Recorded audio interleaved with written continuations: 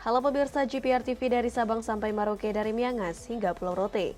Kembali lagi bersama Bilki Sabila dalam program Kominfo Newsroom. Halo pemirsa GPR TV dari Sabang sampai Merauke.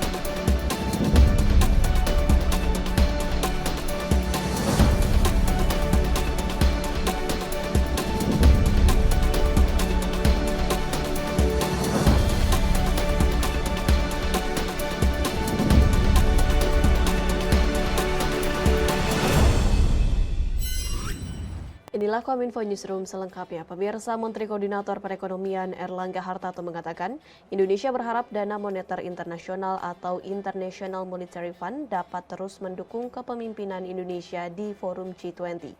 Hal tersebut disampaikan Menko Erlangga usai mendampingi Presiden Republik Indonesia Joko Widodo dalam menerima Direktur Pelaksana IMF Kristalina Georgieva di Istana Kepresidenan Bogor, Jawa Barat.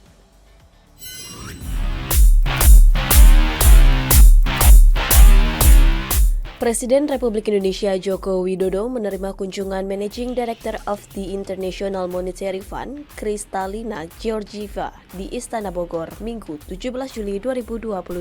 Dalam pertemuan itu, Menko Perekonomian Erlangga menyampaikan sejumlah hal yang disampaikan Presiden Jokowi kepada perwakilan IMF, diantaranya catatan bagus pemerintah terkait kondisi perekonomian Indonesia, penanganan pandemi COVID-19, dan presidensi G20 Indonesia.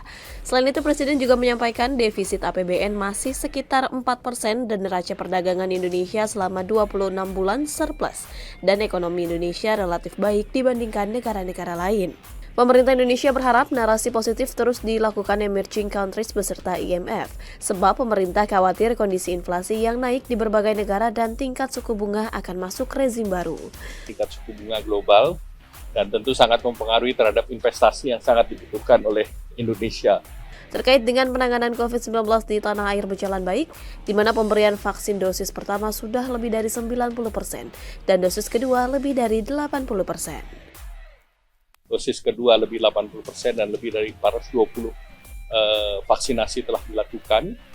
Ini membuat Indonesia resilience terhadap pandemi COVID. Nah, Indonesia menjadi salah satu dari negara yang penanganan COVID dan pemulihan ekonominya berjalan sejalan.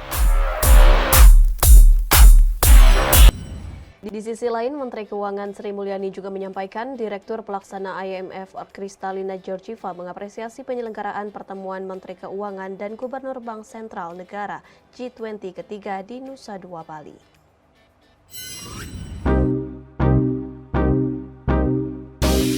Dana Moneter Internasional atau IMF mengapresiasi penyelenggaraan pertemuan Menteri Keuangan dan Gubernur Bank Sentral, Finance Minister and Central Bank Governors Meeting atau FMCBG negara G20 ketiga di Nusa Dua, Bali, Jumat 15 Juli 2022. Hal tersebut disampaikan langsung oleh Direktur Pelaksana IMF Kristalina Georgieva saat diterima oleh Presiden Joko Widodo di Istana Kepresidenan Bogor, Jawa Barat. Menteri Keuangan Sri Mulyani Indrawati yang turut mendampingi Presiden dalam pertemuan tersebut menyampaikan bahwa IMF menghargai Indonesia telah sukses menjadi tuan rumah untuk G20 Finance Track di tengah-tengah situasi dunia yang tidak mudah. Menurut Sri Mulyani, faktor adanya perang yang masih berjalan menimbulkan harga komoditas seperti pangan dan energi menjadi naik. Kenaikan harga di dua komoditas tersebut yang kemudian memacu inflasi di berbagai negara. Untuk itu, Menku menambahkan peranan Indonesia sebagai pemegang presidensi G20 dalam pertemuan Menteri Keuangan dan Gubernur Bank Sentral menjadi sangat penting. Hal tersebut karena dalam pertemuan dibahas mengenai bagaimana menyinkronkan kebijakan fiskal dan moneter. Langkah-langkah apa yang bisa dilakukan agar bisa menurunkan risiko dari perekonomian global yang sekarang ini meningkat sangat tinggi. Tidak hanya itu, Menku juga menyampaikan berbagai hasil dari pembahasan dalam berbagai pertemuan akan menjadi bahan untuk nanti disampaikan pada KTT G20 November mendatang.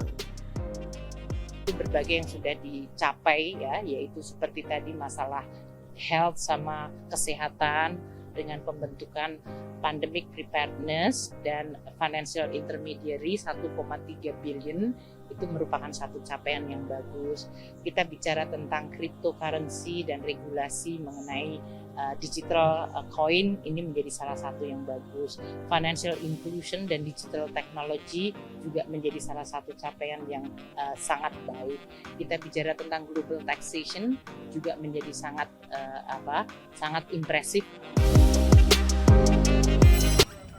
Menteri Perhubungan Budi Karya Sumadi didampingi Panglima Komando Operasi Udara Nasional Marsikal Madya Andiawan melakukan uji coba landasan pacu hasil revitalisasi Bandara Halim Perdana Kusuma, Jakarta. Langkah revitalisasi ini dilakukan untuk memperbaiki fasilitas sisi darat maupun udara dalam rangka meningkatkan aspek keselamatan, keamanan, dan kenyamanan penerbangan.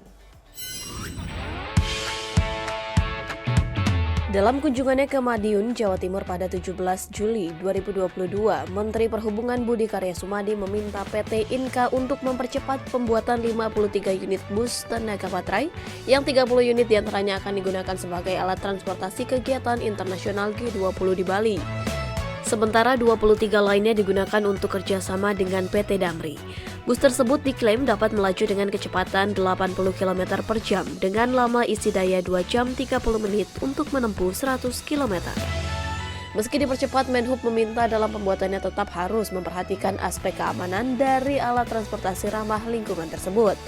Mengingat selain dipakai oleh delegasi luar negeri, bus tersebut juga akan digunakan untuk melaju di jalan raya yang memiliki resiko sering terjadi kecelakaan. Untuk memastikan bahwa progres daripada pembangunan bis untuk di Bali itu tepat waktu. Nah, oleh karenanya saya minta kepada Biro Inka secara khusus untuk mempercepat proses pembangunan daripada bis ini. Jangan dibuat waktunya terlalu pendek pada saat finishing.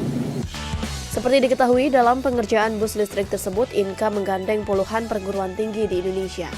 Selain itu, bus listrik buatan PT Inka yang dijuluki iInobus sebelumnya sudah dilakukan uji operasi di kawasan wisata Candi Borobudur, Magelang, Jawa Tengah. Kegiatan tersebut dalam rangka pameran kendaraan bermotor listrik dan peresmian stasiun pengisian kendaraan listrik umum oleh Menteri Koordinator Bidang Kemaritiman dan Investasi Luhut Binsar Panjaitan di Magelang pada 4 Juni 2022. Pemirsa, usai jeda kami akan kembali dengan beragam informasi lainnya. Tetaplah bersama kami dalam Kominfo Newsroom.